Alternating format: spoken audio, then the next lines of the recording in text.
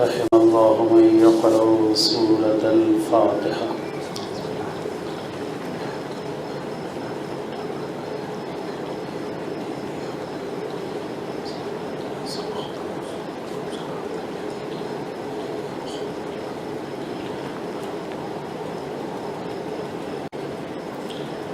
لا حول ولا قوة إلا بالله العلي العظيم. أعوذ بالله من الشيطان الرجيم. بسم الله الرحمن الرحيم. الحمد لله الذي لا يبلغ من الحجب القائل ولا يحصي نعماه العبد ولا يؤدي حقه المجتهدون الذي لا يدركه بعد الهمم ولا يناله غوص الفطن الذي ليس لصفته حد محدود ولا نعت موجود ولا وقت معدود ولا أجل ممدود. فضل الخلائق بقدرته ونشر الرياح برحمته ووتد بالصخور ميدان الأرض. ثم الصلاة والسلام والتحية والإكرام على أشرف الأنبياء والمرسلين مولانا وسيدنا حبيب قلوبنا وطبيب نفوسنا وشفيع ذنوبنا أبي القاسم المصطفى محمد.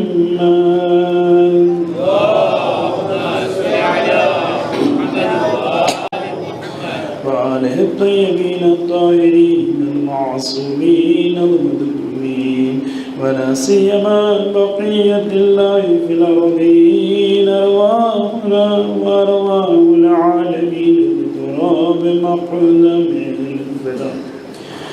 أما بعد فقد قال مولانا أمير المؤمنين علي بن أبي طالب عليه الصلاة والسلام: ألا إن لكل مأموم إماما يقتدي به ويستضيء بالعلم.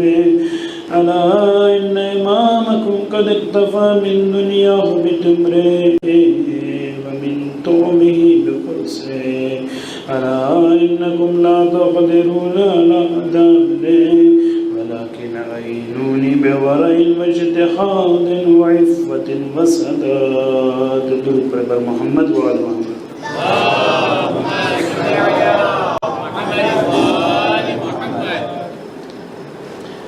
مجلس کے آغاز میں،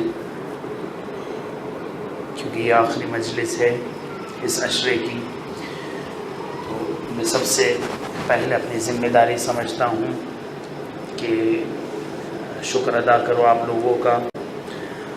روایت میں ہے کہ من لم یشکر المنعم من المخلوقین لم یشکر اللہ عز وجل. وہ شخص کہ جو مخلوق کا شکر ادا نہیں کرتا وہ کبھی بھی اللہ کا شکر بھی ادا نہیں کر سکتا. تو ہم لوگوں کو یہ سیکھنا چاہیے کہ جب بھی اپنی زندگی میں کہاں پہ بھی ہو، جس پہلو میں بھی ہو، ایک دوسرے سے شکر کرنا سیکھے. اس سنت حسنہ کی پر عمل کرتے ہوئے میں سب سے پہلے جماعت کا شکر ادا کرنا چاہتا ہوں کہ آپ لوگوں نے مجھے ایک فرصت دی، ایک موقع فراہم کیا میرے لیے تاکہ آپ لوگ میری بات سن سکیں، اہل بیت علیہ الصلوۃ والسلام کے معارف کو سن سکیں، اور مجھے انویٹیشن دیا گیا، میرے لیے توفیق سمجھتا ہوں، تو آپ لوگوں کا شکر ادا کرتا ہوں. جماعت کے پریزیڈنٹ صاحب، وائس پریزیڈنٹ صاحب کہ مجھے نام لینے کی ضرورت نہیں ہے کیونکہ خود ان لوگوں کو بھی اچھا نہیں لگتا. میں فقط ٹائٹل اور عنوان سے کام اور اکتفا کر رہا ہوں کہ ان لوگوں نے جو اس عزاداری کے لیے جو محنت کی ہے تو خدا نے متعال ان سب کو اجر جزیل عنایت فرمائیں۔ میں دوسری نوبت پہ شکر گزار ہوں محترمہ ذاکرہ صاحبہ کی جو یہاں پہ تشریف لائی اور مومنات کو جو ہے اپنے منور اور روشن بیان سے مستفیض فرمایا، اور ہمارے عزیز دوست نوحہ خان صاحب کہ انہوں نے بہت ہی زحمت کی محرم کے ان ایام میں، راتوں میں، دنوں میں اپنے مرثیہ پڑھ کر اور ماتم پڑھ کر ہم لوگوں کو جو امام حسین علیہ السلام کی مصیبت کے اوپر غم منانے کی جو ان لوگوں کے ذریعے سے ذاکرہ صاحبہ اور نوحہ خان کے ذریعے سے جو ہمیں توفیق حاصل ہوئی، ہم لوگ ان لوگوں کے لیے بھی دعا کرتے خدا متعال ان کے بال بچوں کو، ان کی نسلوں کو، ان کی زندگی کو ہمیشہ آباد رکھے۔ صلو علی محمد و آل محمد۔ تیسری نوبت پہ مجھے شکر ادا کرنا ہے والنٹیئرز کا کہ واقعی ان لوگوں نے بہت ساری زحمتیں اٹھائی ہے۔ نیاز میں، جلوس میں، تبرک میں دیکھتا تھا کہ مجلس ختم ہوتے ہی یہ لوگ اپنے کاموں میں لگ جاتے تھے، کبھی بھی اپنے کھانے پر دوسرے کے کھانوں کو ترجیح دیتے تھے، دوسرے کے کھانے کو اپنے خود کے کھانے پر ترجیح دیتے تھے اور زحمت کیا کرتے تھے۔ ان لوگوں کا بھی میں شکریہ ادا کرتا ہوں، اور ہمارے وڈیل بزرگ جو مجلس میں آتے تھے، حوصلہ افزائی کرتے تھے اور ہم لوگوں کو کبھی کبھی نصیحت کیا کرتے تھے، تو وہ قابل داد ہے، اور ان لوگوں سے مجھے بھی سیکھنے ملا اور میں ان لوگوں کا بھی شکر گزار ہوں۔ ان بھائیوں کا کہ جو پاکستان سے ہے، ایران سے ہماری محفلوں میں مجلسوں میں آیا کرتے تھے، لبنان سے تھے، بلال جو ہمارے برادران عزیز جو مجلس میں آیا کرتے تھے، خدا متعال ان لوگوں کے لیے بھی اجر جزیل عنایت کرے۔ میں ان سب کا بھی بہت بہت شکر گزار ہوں۔ انشاءاللہ تعالی خدا متعال ہم سب کی عزاداری کو قبول فرمائے۔ صلو علی محمد و آل محمد۔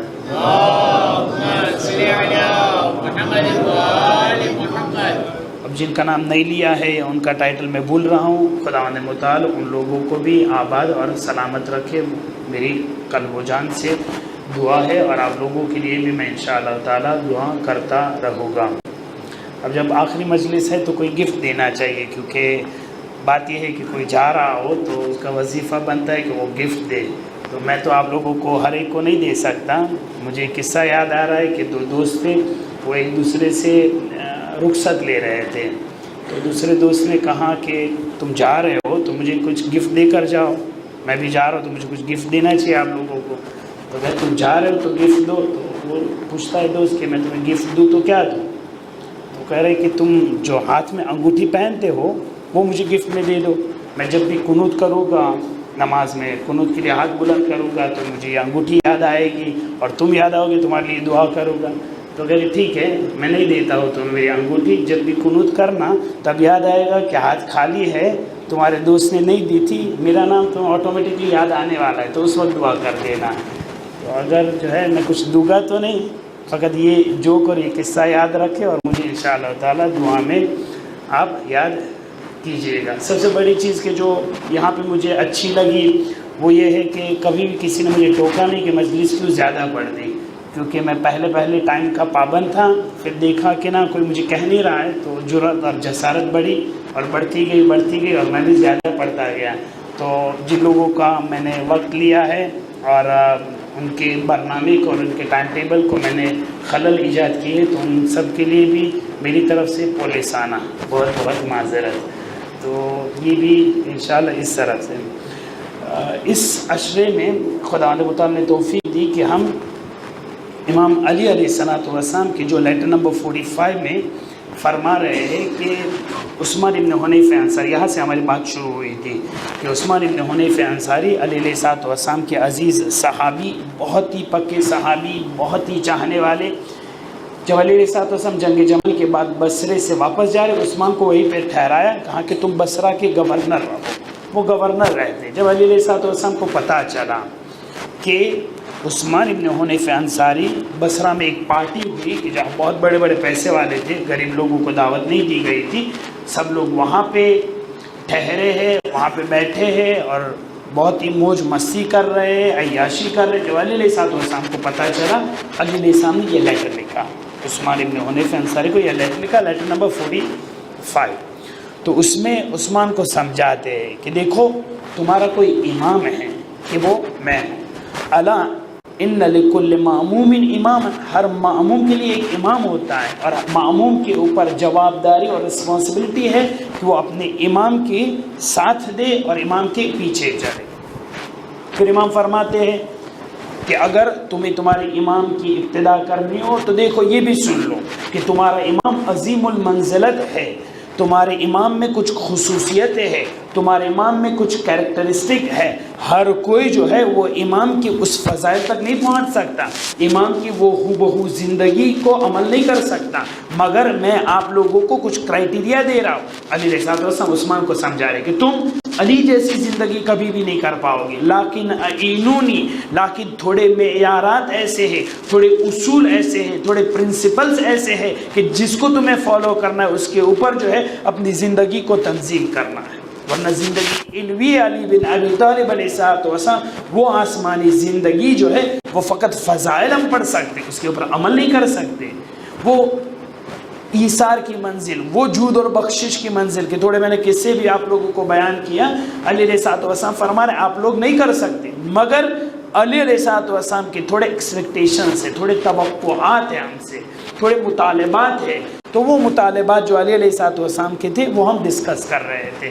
تو میں نے پہلی مجلس میں امام حسین علیہ السلام کے فضائل پڑھے تھے اور تھوڑے ایکسپیکٹیشنز بیان کیے تھے. دوسری مجلس میری یہ تھی کہ امام صادق علیہ السلام، امام باقر علیہ السلام شیعوں سے کیا چاہتے، وہ 7 ایکسپیکٹیشن جو ان کے تھے وہ میں نے بیان کیا. تیسری مجلس میری عدالت کے ٹاپک پہ تھی، اصل عدالت زندگی علوی کیا ہے.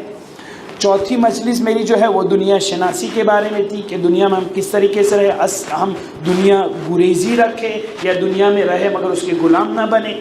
پانچویں مجلس جو ہے ہم نے اصل اعتدال کے اوپر بیان کیا تھا کہ علی علیہ السلام کی زندگی میں ہمیں افراط اور تفریط نہیں چاہیے، ہمیں اصل اعتدال والی زندگی چاہیے. یہ اصل اعتدال ہمیں علی بن ابی طالب علیہ السلام کی زندگی سے سیکھنے ملتا ہے. میری چھٹی مجلس جو ہے وہ حق مداری تھا کہ علی علیہ السلام کس طریقے سے حق اور حقوق کو جو ہے حتیٰ جانوروں کے حقوق، حتیٰ ماں باپ کے حقوق، حتیٰ وہ لوگ جو مسلمان نہیں ہیں ان کے حقوق علی علیہ السلام نے کیا بتائے اور ہمیں کیسے عمل کرنا چاہیے وہ ہم نے ذکر کیا. 7ویں اور 8ویں مجلس جو ہے وہ دین شناسی کے اوپر اور دنیا کے بارے میں تھی کہ ہم لوگ دین کے اوپر فقط دیندار نہ رہے بلکہ دین شناس رہے. تو اس میں ہم نے بتایا خرافات اور کسٹمس اور وہ جو کو رواج اور سپرسٹیشنس ہوتے اسے کس طریقے سے دور ہوا جائے. اس کے بعد والی مجلس 8ویں مجلس جو ہے وہ کس طریقے سے ہم اپنے دین کی فکر اور آئیڈیالوجی کو ریشنل بنا سکیں، اس طریقے سے میں نے آپ کو 10 ایگزامپلس دیے تھے. اور 9ویں مجلس جو ہے وہ میں نے مراحل نفس کے بارے میں بیان کیا تھا کہ نفس کے ساتھ مرحلے کس طریقے سے ہم آگے بڑھ سکتے. اصل تبیین نفس علی بن ابی طالب علیہ السلام کی زندگی سے ہمیں کیسے سیکھنے ملتا ہے، تو وہ میں نے آپ کی خدمت میں یہ پیش کیا تھا. یہ 9 مجلس پھر شب عاشور اور عاشور کے دن جو ہے امام حسین السلام کے فضائل اور مصائب میں تھی. آج جو ہے میں اس کو خلاصہ کرنا چاہتا ہوں جو میں آپ کی خدمت میں خلاصہ کر چکا. میری آواز بھی جو ہے وہ تھوڑا ساتھ نہیں دے رہی ہے. ایک مولانا کہہ رہے تھے کہ مجلس 10 دن تمام ہو گئے تو کہہ رہے تھے کہ میری آواز مجھے ساتھ، جو بڑے بڑے پروفیشنل ذاکر ہوتے وہ سر ایسے پر میری آواز ساتھ نہیں دیتی. تو نیچے سے 2 لوگ جو تھے وہ آپس میں بات کرنا شروع کر دیا. کہا کہ سارو تھیو وہ ساتھ نہیں دیتو، اگر ساتھ دیتو تو ادھی کلاک ودارے کھینچی نہ کر.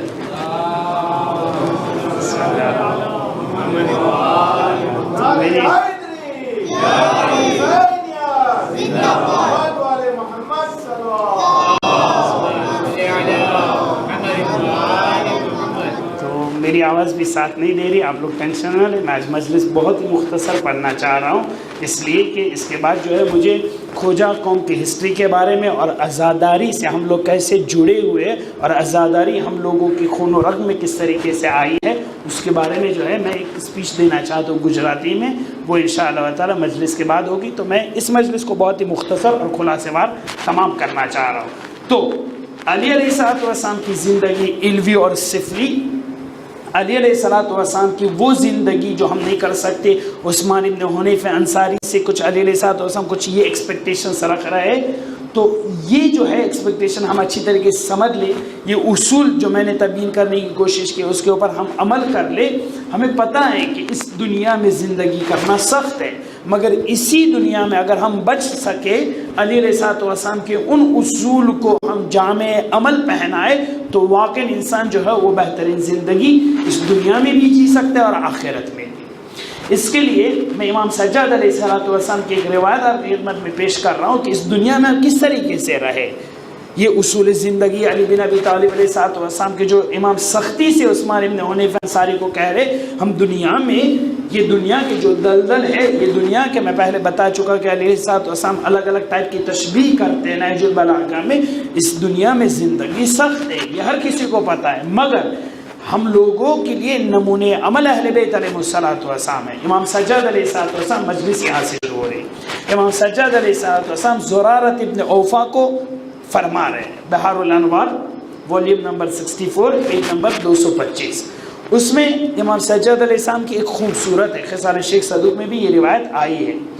امام سجاد علیہ السلام زرارہ کو یہ پوچھتے، میں آپ کو بیان کرتا چلوں. زرارت ابن اعین جو ہے وہ امام صادق علیہ السلام کے بہت بڑے صحابی تھے کہ جن کی بہت ساری روایت ہیں. میں ان کی بات نہیں کر رہا ہوں، میں زرارت ابن اوفا کی بات کر رہا ہوں جو امام سجاد کے زمانے میں تھے. امام سجاد علیہ السلام زرارت ابن اوفا کو بلا رہے ہیں، کہہ رہے زرارہ الناس فی زماننا علی 6 طبقات. لوگ جو ہے ہم یہ کہنا چاہ رہے ہیں، یہ اصل زندگی علی بن ابی طالب علیہ السلام جو عثمان بن حنیف سے کہہ رہے وہ کس طریقے سے ہم اس دنیا میں اس کو پریکٹیکل بنا سکتے ہیں. تو امام سجاد علیہ السلام زرارہ کو فرما رہے الناس فی زماننا 6 طبقات. لوگ جو ہے ہمارے زمانے میں 6 ٹائپ کے، الگ الگ ٹائپس کے. سب سے پہلا ٹائپ اسد. امام فرما رہے ہماری زندگی میں، ہماری اس دنیا میں بعضی لوگ جو ہے وہ اسد ہوا کرتے ہیں، شیر جیسے ہے، جن کو ہم کہتے ہیں سمبا، صحیح، شیر جیسے ہے، اسد جیسے ہے. وہ لوگ اس دنیا میں آ کر ایسے ہوتے ہیں کہ جن کو شیر صفت بننا ہے، جن کو سمبا صفت بننا ہے، وہ لوگ چاہتے ہیں. امام فرما رہے یحب کل واحد منہم ان یغلب ولا یغلب. یہ دنیا میں آ کر یہ کہنا چاہتے کہ ہم سب کے اوپر رہے، ہم سب کے اوپر غلبہ کرے، اور لوگ جو ہمیشہ ہمارے نیچے رہے اور ان کو ذلیل کرتے رہے. بعضی لوگ ہماری دنیا میں ایسے. امام کہہ رہے الگ الگ ٹائپ کے لوگ ہیں. تو پہلے ٹائپ کے کہہ رہے کہ ہم جن کے درمیان زندگی کرتے ہیں اس سماج میں، اس دنیا میں، تو بعضی لوگ آپ کو اس صفت ملے گی کہ ہمیشہ وہ غالب رہنا چاہتے، ہمیشہ وہ آگے بڑھنا چاہتے. کس لیے آگے بڑھنا چاہتے؟ دوسرے کا حق پامال کرتے ہوئے، دوسرے کو ذلیل کرتے ہوئے. امام فرما رہے ایسے لوگ جو ہے وہ اچھے نہیں. اما الاسد، شیر، صفت وہ لوگ ہیں کہ چاہتے کہ یغلب، ہمیشہ چاہتے کہ آگے بڑھے. کبھی جو ہے کسی کی اتنی محبت ہوتی ہے کہ ان کو چھوڑنا نہیں چاہتے. ایسے دنیا میں صدام جیسے کہ ہم نے اپنی دنیا میں ہی دیکھ لیا کہ ایسے لوگ کہ جو شیر صفت تھے ان کی ہلاکت کس طریقے سے ہوئی. حسنی مبارک جیسے اسی افریقہ میں، اسی ایجپٹ میں شیر صفت لوگ کہ جب بھی کبھی بھی گادی کو نہیں چھوڑنا چاہتے تھے، کبھی کرسی کو نہیں چھوڑنا چاہتے تھے. ایسے لوگ کے درمیان ہم زندگی کر رہے ہیں. مروان حمار بنی امیہ کا آخری خلیفہ ہے. میں بتا رہا ہوں کہ شیر صفت لوگ کیسے ہوتے ہیں اور ان کے ساتھ ان کا خاتمہ کیسے ہوتا ہے. مروان حمار بنی امیہ اور بعد میں بنی مروان کی حکومت جو تھی اس کا آخری خلیفہ ہے. اس کی ہلاکت کس طریقے سے ہوئی میں یہ عرض کرنا چاہ رہا ہوں. جب بنی مروان اور بنی امیہ کا خاتمہ ہو رہا تھا، اس طرف سے بنی عباس صفا اور ابو مسلم خراسانی کے لشکر کے ساتھ آئے. جنگ ہونے والی، جنگ ہوئی بنی مروان میں اور بنی عباس میں. اب جنگ یہ مروان حمار کے آخری خلیفہ ہے، اس کے بعد کوئی خلیفہ نہیں آیا بنی مروان میں سے. اب جنگ ہونا شروع ہوئی. جنگ اس لیے ہو رہی ہے کہ بنی عباس کو خلافت چاہیے، بنی مروان کا ہلاکت ہونے والی. جنگ شروع ہوئی، جنگ چلی تھوڑے دن. ایسا ہوا کہ لشکر جو ہے کم ہوا جا رہے، لوگ مرے جا رہے. یہ مروان حمار جنگ میں آیا، خلیفہ کو جنگ میں آیا. اب جب جنگ میں آیا تو تھوڑی دیر اس کو حاجت ہوئی، اس کو واش روم جانا تھا، تو اپنے گھوڑے کو ایک سائڈ میں رکھتا ہے اور واش روم کے لیے جاتا ہے. اب جنگ کے دستور یوں رہا کرتے تھے کہ جب بھی کوئی گھوڑا ہو کسی جگہ جانا ہو تو گھوڑے کو باندھ کے جاتے، اونٹ کو باندھ کے جاتے، کوئی درخت، کوئی خیمہ، کسی بھی جگہ گھوڑے کو باندھا جاتا ہے. اگر باندھے نا تو آج کی دنیا میں ہم کار لے کر آئے تو کسی جگہ پارک کرنا پڑتا ہے نا، راستے میں تو نہیں چھوڑ سکتے. تو اس زمانے میں گھوڑے کو پارک کیا جاتا تھا. اگر اجازت دے میں سے تو گھوڑے کو پارک کرنا تھا، ایک جگہ پہ باندھ کے رکھنا تھا.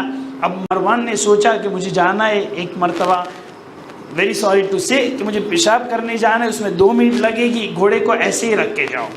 اب یہ گیا، گھوڑے کو رکھا، خود پیشاب کرنے کے لیے گیا.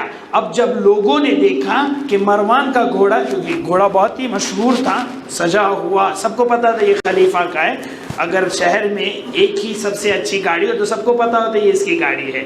مروان حمار کا گھوڑا سب کو پتا تھا. اب جب پتا تھا تو سب لوگ کہنے لگے مروان کا گھوڑا، اور مروان نہیں دکھائی دے رہا ہے، اس کا مطلب ہے کہ مروان ہلاک ہو گیا، مروان اس دنیا سے چلا گیا، اس لیے گھوڑا اکیلا ہے، ورنہ تو اس کے ساتھ ہوتا. اگر زندہ ہوتا تو اس کو پار کیا ہوتا، اس کو باندھ کے رکھا ہوتا. اب یہ پتہ چلتا ہے مروان مر گیا. اب جب یہ کہنا تھا، کوئی شور مچا رہا ہے، کوئی نعرہ دے رہا ہے کہ مروان مر گیا ہے، مروان حمار دنیا سے گیا. اب جو ہے بنی عباس لوگوں کو اور ہمت آئی، کہہ رہے اب جب خلیفہ نہ رہا تو اب سب دشمنوں کا جو ہے نیست و نابود کر دیتے. بس 2 منٹ کا ہونا تھا، اتنا زبردست حملہ کرتے بنی عباس والے، بنی مروان والے، بہت سارے لوگ ہلاک ہو جاتے. اب جب مروان واپس پلٹتا ہے تو دیکھتا ہے کہ حکومت کسی اور کے ہاتھ میں چلی گئی. ایک تاریخی جملہ کہا ذہبت الدولت بالبولا، میری دولت اور حکومت کی ارزش اور ایک قیمت ایک مرتبہ پیشاب کرنے جیسی تھی، بس میں گیا پوری دولت جو ہے وہ نیست و نابود ہو گئی. ذہبت الدولت بالبولا، دولت یعنی حکومت، بولا یعنی پیشاب. ایک پیشاب جانے کی وجہ سے پوری حکومت جو ہے وہ نیست و نابود. دنیا کی یہ ارزش. اسد شیر سے پر لوگ میں ہی آگے بڑھوں، کوئی آگے نہ بڑھے. ذہبت الدولت بالبولا. مروان کو باندھا جاتا ہے، ہاتھوں کو باندھا گیا، کوٹ میں لایا گیا، دربار میں لایا گیا. اب بنی عباس کا خلیفہ جو ہے وہ بیٹھا ہے کرسی پر، کہہ رہا ہے کہ اس کے اوپر کس طریقے سے میں سزا دوں اس کو. کوئی کہہ رہا ہے اس کی زبان کاٹو. بنی عباس کے خلیفے نے کہا کہ اس کی زبان کاٹو. اب جب زبان کاٹنے کی نوبت آئی، ایک شخص جو ہے بوڑھا سا تھا، وہ کہہ رہے اللہ اکبر، نعرے تکبیر. سب لوگ کہہ رہے بوڑھے تمہیں کیا ایسی جوش چڑھا ہے کہ تم نعرے تک، تمہیں کیا ہوا ہے، تو ایک معمولی سا انسان ہو، تم حکومت میں بھی نہیں ہو، تم ایسے شور کیوں دے رہے ہو، اتنا شور کیوں مچا رہے ہو. کہہ رہے میں اس لیے اللہ اکبر کہہ رہا ہوں، میں نے تھوڑے دن پہلے اسی کرسی پر اس کو دیکھا تھا. جب ایک مظلوم شخص کو لایا گیا تب اس نے اسی کرسی سے بیٹھ کر یہ دستور دیا تھا کہ سامنے والے کی زبان کاٹی جائے. ابھی 1 ہفتہ نہیں گزرا ہے، حکومت بدل گئی، اب اس کی زبان کاٹی جا رہی ہے. امل اسد فملوک الدنیا.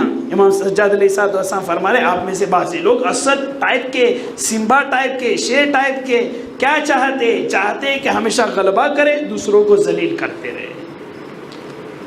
امام فرما رہے دوسرے ٹائپ کے لوگ آپ کے سماج میں، آپ کے دیش میں، آپ کی اس دنیا میں. امام فرما رہے آپ میں سے بعضی لوگ جو ہے اما الذئب، بعضی لوگ بھیڑیے سمان ہوتے ہیں، گرگ سمان ہوتے ہیں، جن کو ہم کہتے ہیں امبوا میٹو. صحیح کہہ رہا ہوں؟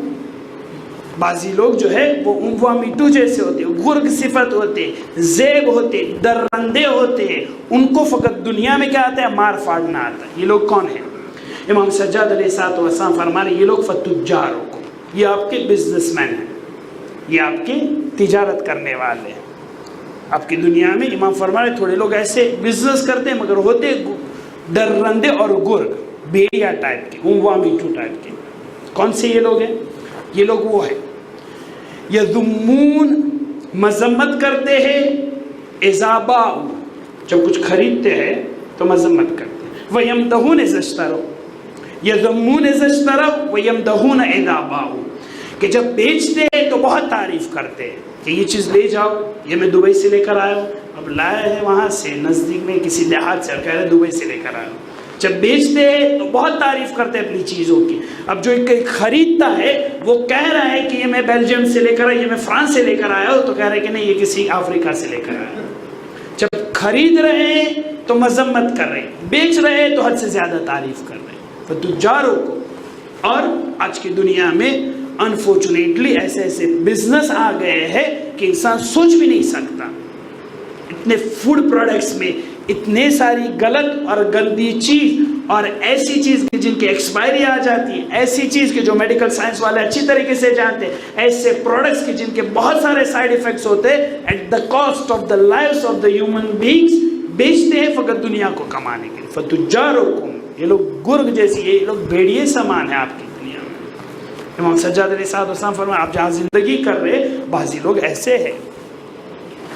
تیسرے لوگ، آپ لوگ سوچ رہے ہو کہ یہ سب ہم لوگوں کو کہہ رہے بزنس کو، خود کی تو کوئی بات ہی نہیں کر رہے۔ تیسرے لوگ، خود کی بات، تیسرے لوگ امثالک، تھوڑے لوگ آپ کے سماج میں لومڑی جیسے ہوتے ہیں، بہت ہی چالاک، اموہا، تھوڑے لوگ چالاک ہوتے ہیں، لومڑی جیسے ہوتے ہیں، ولف، ہمیشہ کیا چاہتے ہیں؟ ہمیشہ چاہتے ہیں کہ اپنی چالاکی سے جو ہے وہ پیسے کمائیں۔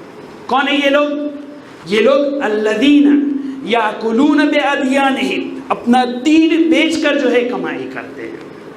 ایسے لوگ ہیں، یہ آپ لوگوں کے ساتھ رابطہ نہیں، یہ میرے لیے، ایسے لوگ کہ اپنا دین بیچتے ہیں اور کھاتے ہیں۔ یقولون، یہ لوگ ایسی باتیں کرتے ہیں کہ جو خود عمل نہیں کیا کرتے، ایسی چیزیں پڑھا کرتے ہیں کہ جو خود کبھی عمل نہیں کرتے، اور ایسی چیزیں کہتے جو ان کے دلوں میں نہیں، دلوں میں کچھ اور ہے، زبان میں کچھ اور ہے۔ اسی لیے ہم ایک مرتبہ کہہ چکے کہ ہم لوگوں کو پڑھنے کے لیے جو ہے وہ بہت ہی زیادہ تاکید اور مطالعہ کرنا چاہیے۔ کیا آپ بول رہے، کیا آپ پڑھ رہے، ایک ایک چیز اچھی طریقے سے دیکھ کر بولے اور پڑھے اور سمجھے۔ ایسا نہ ہو کہ لوگوں کو خوش کرنے کے لیے، واہ واہ کرنے کے لیے، رونے کے لیے جتنی بھی چیز چاہیے تعریف کر کے توڑ مٹور کر جو ہے وہ لوگوں کو پیش کیا جائے۔ وہ لوگ الذین یاکلون بادیانہم، آپ میں سے تھوڑے لوگ جو ہے، امام سجاد علیہ السلام فرما رہے کہ ثعلب لومڑی ٹائپ کے ہیں کہ اپنے دین بیچ کر جو ہے وہ کمائی کرتے ہیں۔ اور یہ اچھی طریقے سے ہم یاد رکھیں کہ دین جو ہے وہ فقط لفاظی اور اچھی مجلس پڑھنا ہے، یہ تو نہیں ہے، بلکہ دین ایسی چیز ہے کہ جو دل کے عمق میں آنی چاہیے۔ دو طالب علم تھے، میں علماء تو نہیں کہہ سکتا، علماء بہت بزرگوار ہوتے، ہمارے علماء جو ہے وہ اللہ کے نزدیک ہوتے۔ دو طالب علم تھے وہ کہ جو چھوٹی موٹی پڑھائی کرتے تھے میرے جیسے، تو یہ دونوں جا رہے تھے۔ جب جا رہے تھے تب بیچ میں ایک ندی آئی، ایک ریور آئی، دونوں کو کراس کرنا تھا۔ جب کراس کر رہے تھے تو وہاں پہ دیکھا کہ ایک لڑکی ہے جوان، اس کو بھی کراس کرنا ہے، اس کو تیرنا نہیں آ رہا ہے، ندی میں اگر جائے اس کے کپڑے بھیگ جائیں گے، شرم کا مسئلہ، حیا کا مسئلہ، اب یہ ریور کراس نہیں کر پا رہی ہے۔ اب جب ریور کراس نہیں کر پا رہی ہے تو ایک نے پوچھا کہ جو پڑھ رہا تھا، طالب علم تھا، کہہ رہے کہ اگر چاہیے تو میں آپ کو جو ہے اس ریور کو کراس کرانے میں ہیلپ کروں، آپ کی مدد کر سکتا ہوں، آج کی دنیا میں کہے تو لفٹ دے سکتا ہوں۔ تو اس نے کہا کہ رات ہو رہی ہے، کوئی نہیں یہاں پہ بیابان ہے، اگر ہو تو مجھے لے چلو۔ تو اس نے اپنے کم اس کے اوپر شانے پر رکھا اور جو ہے اس کو لے گیا، ریور کراس کر رہے۔ دن ختم، رات ختم۔ دوسرے دن جب شام آئی، وہ دوسرا دوست جو تھا وہ اس کو کہہ رہا ہے کہ کل تم نے ایک حرام کام نہیں کیا؟ اب جب علماء کی بات آتی ہے تو یہ سب بہت ہوتا ہے، حلال حرام اور حرام کام کیا، تو کہہ رہے حرام کام کل نہیں کیا؟ تو کہ میں نے کیا حرام کام کیا؟ کہہ رہے حرام کام یہ کیا کہ کل ایک نامحرم کو تم نے ٹچ کیا، اس کو اپنے شانے پر بٹھایا اور پوری ریور کراس کرائی، یہ ایک حرام کام تھا۔ یہ دوسرا جو اچھا عالم تھا وہ کہہ رہا ہے کہ میں نے آدھے گھنٹے کے لیے اپنے شانے پہ رکھا تھا، تم نے 24 گھنٹے اپنے ذہن پہ سوار کیا ہے۔ تم وہ بھولے نہیں ہو؟ میں بھول گیا آدھے گھنٹے میں، کیونکہ ایک حلال کام تھا، ایک جائز کام تھا، مجبوری تھی، میں اس کو کراس کر دی، مگر تم 24 گھنٹے اپنے ذہن پہ سوار کر کے بیٹھے ہو ابھی۔ تو دین جو ہے ان تفکرات کا کام ہے، دین سوچنے کا کام، دین الفاظ کا کام نہیں ہے، دین بولنے کا کام نہیں ہے۔ تو یہ سماج میں تھوڑے ثعلب ٹائپ کے لوگ ہوتے ہیں کہ جو دین کو عمق میں نہیں سمجھتے، بولتے رہتے۔ خداوند متعال میرے جیسوں کو ان میں سے قرار نہ فرمائے۔ صلو علی محمد و آل محمد۔ امام سجاد علیہ السلام آگے فرما رہے کہ آپ کے سماج میں، اس دنیا میں تھوڑے لوگ جو ہے وہ قلب ہوتے ہیں، کتے جیسے ہوتے ہیں، اموا کیا کہتے ہیں، بعضی لوگ جو ہے آپ کے سماج میں کتے جیسے ہوتے ہیں. اما الکلب یہ کون ہے؟ کہ وہ لوگ کہ جن کی زبان جو ہے بہت زیادہ چلتی ہے. فَيَهِرُّ عَلَى النَّاسِ بِلِسَانِهِ اپنی زبان کے روب سے سب کے اوپر حکومت کیا کرتے.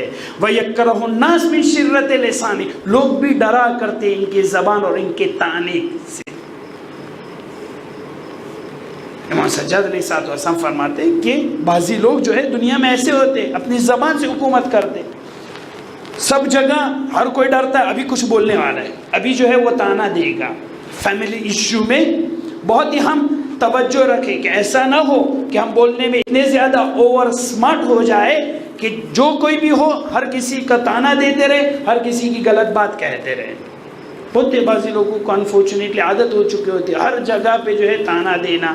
اگر اچھی چیز کرے تو بھی ان کو اچھی نہ. یہ کتے جیسی صفت ہے, کتا ہمیشہ بھونکتا رہتا ہے. کتے کے لیے کیا کرنا چاہیے؟ ان کو روٹی دے دے تاکہ دور ہو جائے. امام فرما رہے ہیں کہ بعضی لوگ سماج میں ایسے ہوتے کتے جیسے, بہترین کام یہ کہ ان کو چپ کر دے, وہاں سے چلے جائے. کیوں؟ کیونکہ یہ بولنے والے, یہ طعنہ دینے والے ہیں, یہ سننا پڑے گا, یہ سنواتے ہیں. اسی لیے روایت میں آیا ہے کہ انسان اپنے زبان کا خیال رکھے, ایسا نہ ہو کہ اپنی زبان سے کسی کو ناراض کر دے. ہوتا ہے کبھی کوئی چیز بانٹنی ہو تو کہہ رہے پہلے اس کو دے دو, کیونکہ اگر نہیں دیں گے تو وہ پوری دنیا کو سنائے گا. اگر نہیں دیں گے, ان کا احترام نہیں کریں گے تو ابھی سب کو پورے گاؤں میں کہہ دے گا, پورے شہر میں کہہ دے گا. اما الکلب فَيَهِرُّ النَّاسُ بِلِسَانِهِ لوگوں پر اپنی زبان سے حکومت کرتے. لوگ ان کی زبانوں سے ڈرا کرتے, کہہ رہے کہ اوائڈ کریں, ان کے پاس نہ بیٹھے کیونکہ یہ بولنے والا ہے, ان کو پہلے دے دے ورنہ یہ بولے گا, ان کو نہ دے تو بھی طعنہ مارنے والا, اگر دے تو بھی طعنہ مارنے والا. بعضی لوگ انفارچونیٹلی سماج میں یہ ہوتے. امام سجاد یوں فرماتے. پانچویں لوگ اما الخنزیر آپ میں سے بعضی لوگ خنزیر ہوتے ہیں. امام سجاد علیہ السلام فرماتے ہیں آپ کی دنیا میں بعضی لوگ جو ہے وہ سور اور خنزیر رہا, نگروے, صحیح, بعضی لوگ جو ہے وہ خنزیر رہا کرتے ہیں. کون ہیں؟ فَهَؤُلَاءِ الْمُخَنَّسُونَ یہ لوگ مخنث ہوا کرتے. یہ لوگ کون ہیں؟ لَا يُدْعَوْنَ إِلَىٰ فَاحِشَةٍ إِلَّا أَجَابُوا یہ وہ مخنثون ہیں کہ جہاں پہ حرام کی محفل ہو یہ لوگ دکھائی دیں گے وہاں پہ. سور اب دیکھیں ہمیشہ گندی چیز ہوتی ہے وہاں رہتے ہیں. امام فرماتے ہیں آپ میں سے مخنثون وہ ہوگے جہاں پہ لہو و لعب اور عیاشی, جہاں خدا نہیں ہوگا, جہاں خدا کا ذکر نہیں ہوگا, وہاں پہ یہ لوگ دکھائی دیں گے. فَهَؤُلَاءِ الْمُخَنَّسُونَ لَا يُدْعَوْنَ إِلَىٰ فَاحِشَةٍ إِلَّا أَجَابُوا جب بھی بری چیز کی دعوت دی جائے یہ لوگ لبیک کہتے ہیں. ان لوگوں میں غیرت نام کی کوئی چیز نہیں ہوتی, ان لوگوں میں عفت اور حیا نام کی کوئی چیز نہیں ہوتی. یہاں تک کہ روایت میں ہے کہ انسان کی غیرت اتنی ختم ہو جاتی ہے کہ ان کی عورتوں کے ساتھ نعوذ باللہ نستجیر باللہ حرام کام ہوتا ہے, ان کو جو ہے خیال نہیں ہوتا ہے, ان کو جو ہے کوئی پرواہ نہیں ہوتی. دیکھتے ہیں آج کی دنیا میں غیرت مر جاتی جب حیا اور عفت نام کی کوئی چیز نہیں رہتے. ہؤلاء المخنثون امام فرمایا یہ لوگ خنزیر ٹائپ کے ہے. ایسی دنیا میں بعضی لوگ کہ جو مخنث ہوا کرتے ان کو غیرت عفت نام کی کوئی چیز ہی نہیں ہے, حرام کام میں سب سے پہلے آ گئے. مجھے یہاں پہ رک کے یہ سمجھانا ہے کہ عفت اور غیرت کس کو کہتے ہیں. خاص کر کے میری ماں بہنیں اچھی طریقے سے سنیں. عفت اور غیرت اتنی بہترین چیز ہے کہ جو اسلام نے جو ہے ایک عورت اور ایک خاتون کو دی ہو. ایک پاک دامنی والی چیز, ایک غیرت والی چیز, اس کو جو ہے ہم پراپر جگہ پہ یوز کریں. اس کو جو ہے ہم بہت ہی اللہ کی سب سے بڑی نعمت ہے اس کو سنبھال کے رکھیں. مگر ساتھ میں ہم یہ یاد بھی رکھیں کہ امام علیہ السلام نہج البلاغہ لیٹر نمبر 31 جو امام حسن مجتبیٰ علیہ السلام کو لکھ رہے جو بہت ہی بڑا لیٹر ہے, اس میں امام فرما رہے ایاکم والتغایر فی غیر موضع. غیرت اچھی چیز ہے مگر اس میں افراط و تفرید نہیں ہونا چاہیے. غلط جگہ پہ غیرت مت بتایا کرو. غیرت اچھی چیز ہے, دیکھنا محرم نہ یہ سب ہمیں خیال رکھنا چاہیے, مگر غلط جگہ پہ غلط طریقے سے اس کو یوز نہ کریں. ایران میں ایک شخص آدھے کہ غیرت کس کو کہتے, کیسے ہوتے ہیں لوگ. ایک شخص جو ہے وہ اس کی وائف جو ہے وہ کچھ مارکیٹ میں جاتی کچھ خریدنے کے لیے. کیا خریدنے جا رہی ہے؟ چکن خریدنے جا رہی ہے, کوئی مرغا ککڑا خریدنے جا رہی ہے تاکہ جو ہے اس کو شوہر کو وہ کھلا سکے اچھی طریقے سے. اب جا رہی ہے, وہ ایک مرغی لے کر آ رہی ہے, فیمیل مرغی لے کر آ رہی ہے. اب جو مرغی لے کر آئی گھر پہ تو اس کا شوہر جو ہے وہ دیکھتا ہے, کہہ رہے میں آج نہیں کھاؤں گا. تو کہہ رہے کیوں؟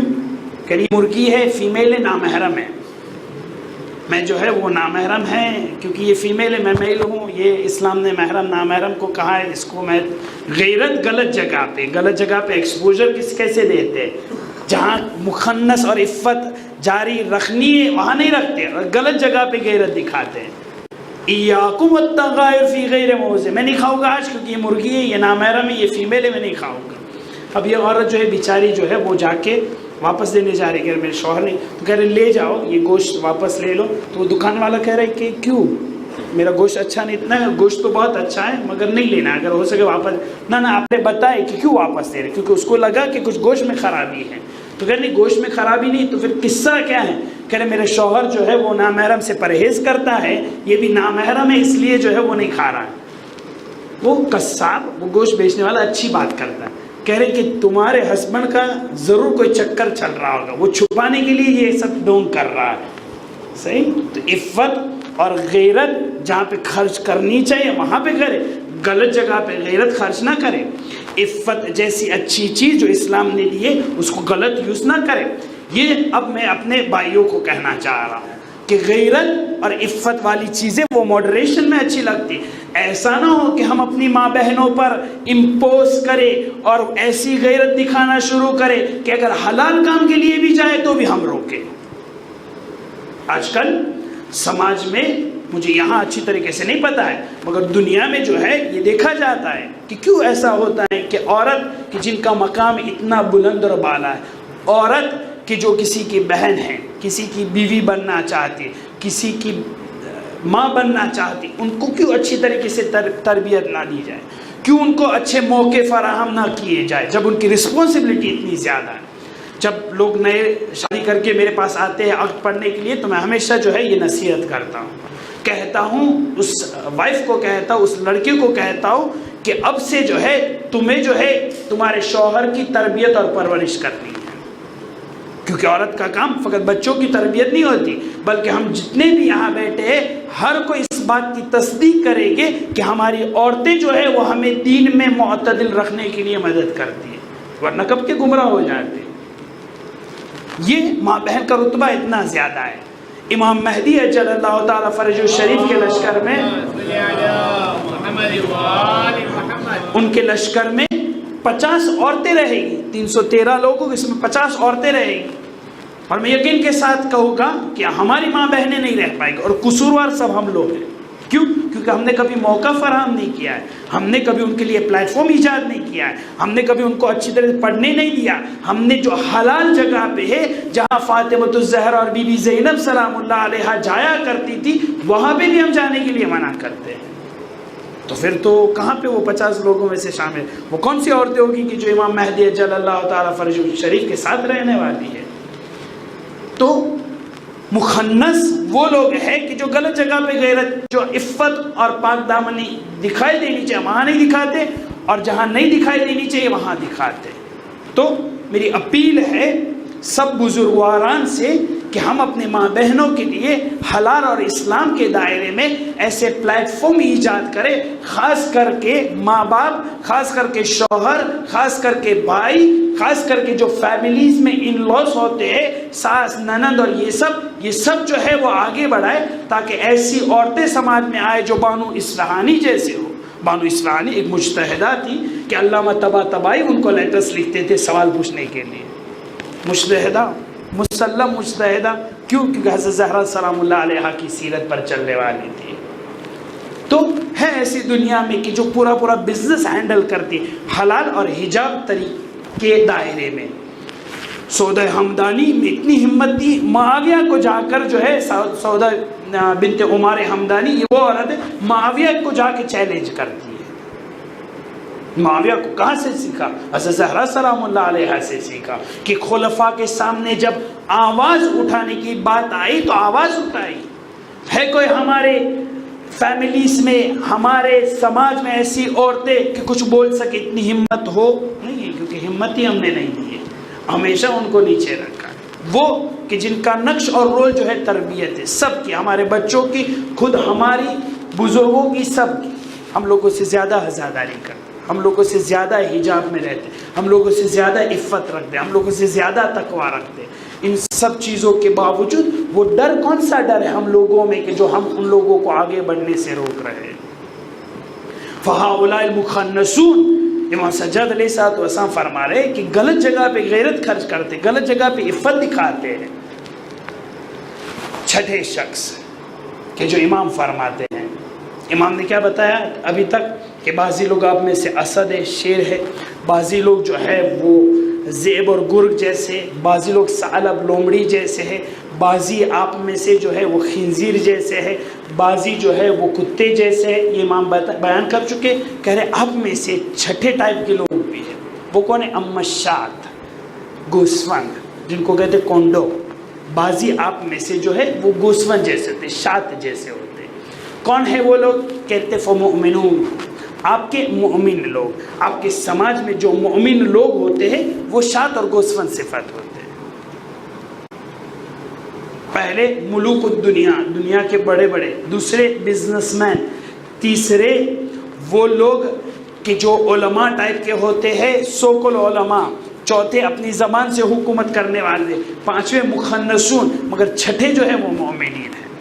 امام فرماتے امشات، گوسفند کونڈو کس کو کہتے؟ وہ کہ جب جیتا ہے تب دودھ دیتا ہے آپ کو، وہ کہ جب جیتا ہے اپنے بدن میں سے جو ہے وہ پشم نکلتا ہے، اس سے آپ کپڑے بناتے ہیں آپ کی ٹھنڈی کے لیے، جب مرتا ہے تب بھی آپ کو فائدہ پہنچاتا ہے، تب اس کا گوشت کھانے کے لیے کام آتا ہے، زندگی میں بھی کام کا، مرنے کے بعد بھی کام کا۔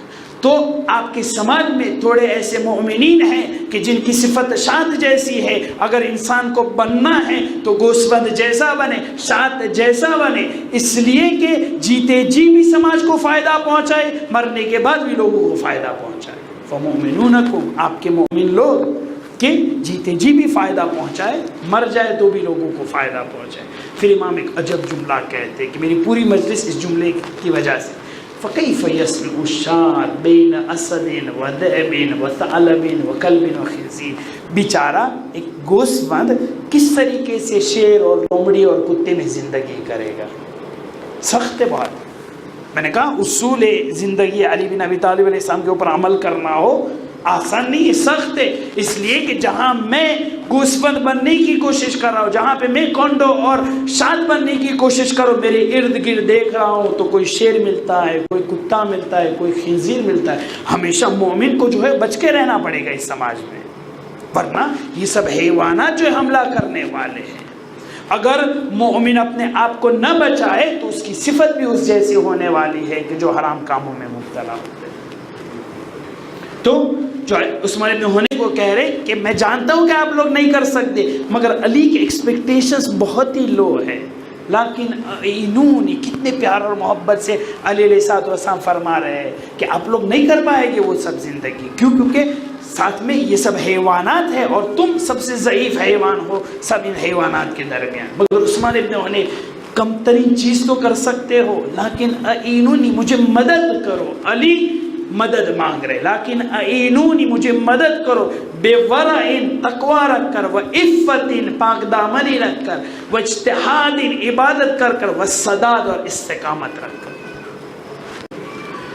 یہ تھی مجلس کا خلاصہ اور ہم لوگوں کی ذمہ داریاں۔ امام سجاد علیہ السلام کی مصیبت کے دن اب شروع ہوئے۔ اگر ہم دیکھیں تو جو دن گزرے وہ تبلیغ کے دن تھے، یہ وہ دن تھے کہ جس میں ہم اہل بیت علیہ السلام کے معارف کے دن گنے جاتے ہیں۔ عجب نہیں کبھی یہ لگتا ہے کہ مصیبت کے دن عاشورہ کا دن اور شام غریبہ اور اس کے بعد شروع ہو رہے، اصلی مصائب جو ہے اب پڑھے جانے چاہیے۔ وہ چیزیں جو گئی وہ تبلیغ کے دن تھے اہل بیت کے، اگر مصائب جو پڑے جو اہل بیت علیہ السلام کے لیے سخت ترین دن جو تھے وہ ان ایام کے دن تھے۔ یہ دن کہ جس میں اہل بیت علیہ السلام نے خوب گریہ و زاری کیا ہے۔ امام سجاد علیہ السلام سالیانہ سال جو ہے حسین ابن علی پر روتے تھے، جب بھی پانی دیکھتے تھے امام سجاد علیہ السلام رونے لگتے تھے، یہ وہ پانی ہے کہ میرے بابا حسین کو نہیں دیا گیا۔ جب بھی کسی گوسفر کو ذبح کرتے تھے تب امام جہاں کے قصاب سے پوچھتے تھے کہ ذبح کرنے سے پہلے تو نے کیا اس حیوان کو پانی دیا ہے یا نہیں؟ کہہ رہے مولا ہم کیا فرماتے ہیں، ہمارا دستور ہے اب جب بھی کسی گوسفر کو ذبح کرتے ہیں ذبح کرنے سے پہلے اس کو ضرور پانی دیا کرتے ہیں، یہ آپ کیوں پوچھ رہے ہیں؟ امام نے یہ جواب دیا اس لیے میں پوچھ رہا ہوں کہ عاشور کے دن میرے اور میرے بھائیوں کو، میرے بابا کو بھوکا اور پیاسا شہید کیا گیا۔ امام سجاد اتنا رویا کرتے تھے، لوگ پوچھتے تھے مولا شہادت تو آپ کے گھرانے کی میراث ہے، پھر بھی آپ کیوں اتنا رویا کرتے؟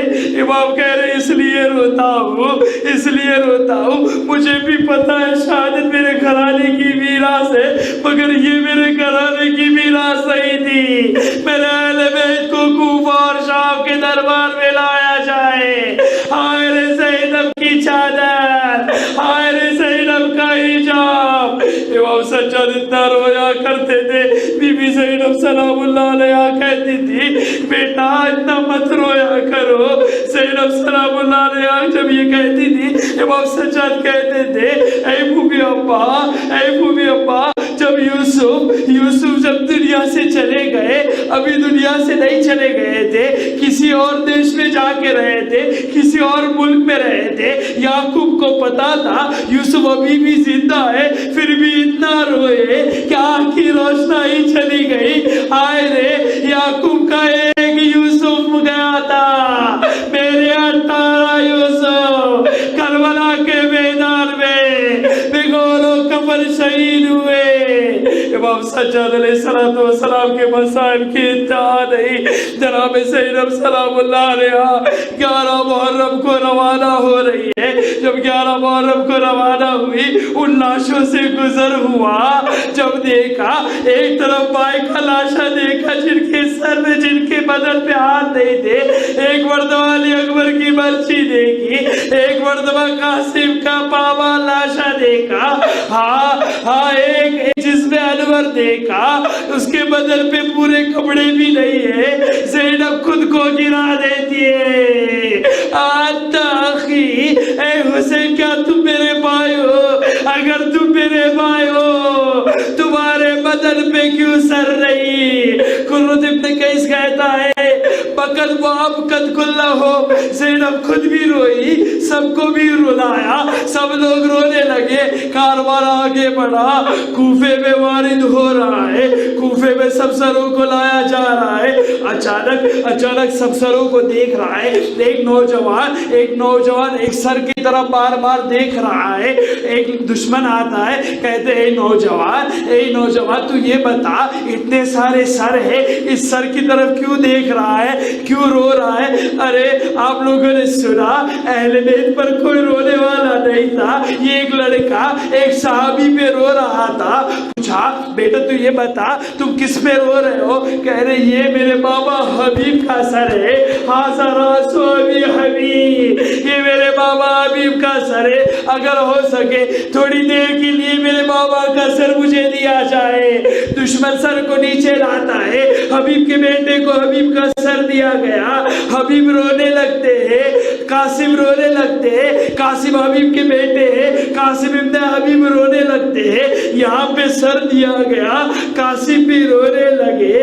ہائے رے ایک اور سر دیا گیا تھا زندان شام میں، سکینہ کو بابا کا سر ملا، یا لیتنی کنت ابیا ولم ار راسک ہکذا، اے بابا سکینہ کے بعد آنکھ نہ ہوتی تو بہتر تھی، بابا کے سر کو اس طریقے سے کیسے دیکھ سکے؟ بابا آپ کے جانب سے بعد شبر ملعون کے تماچے